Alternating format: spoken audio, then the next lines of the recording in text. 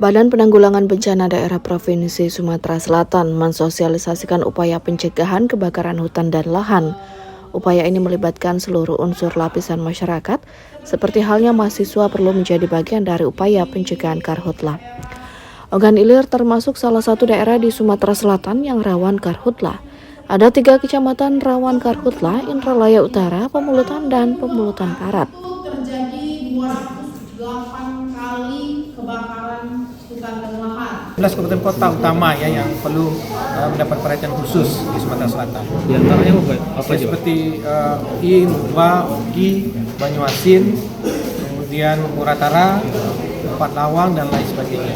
Itulah jadi 11 yang memang dari kajian risikonya memang risiko kejadian karhutnya tinggi. Yang paling tinggi apa Pak di tahun ini?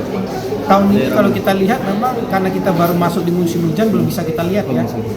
Baru masuk di musim kemarau, memang kejadiannya belum terlalu signifikan Pak Kalak ya.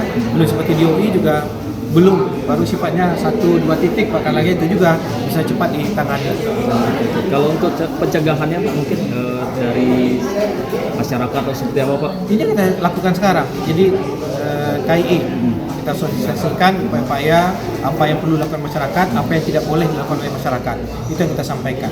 Tentu masyarakat bisa terlibat secara aktif dalam pencegahan karhutlah ini karena memang kita memasuki musim kemarau, intensitas juga akan berkurang dan masyarakat ya dan seluruh lintas sektor lainnya juga terlibat secara aktif untuk pencegahan dan penanggulangan karhutlah.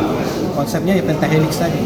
Jadi tidak hanya pemerintah, dunia usaha, masyarakat, media massa ini juga harus berperan menyampaikan informasi yang benar dan tepat, memberikan informasi edukasi juga.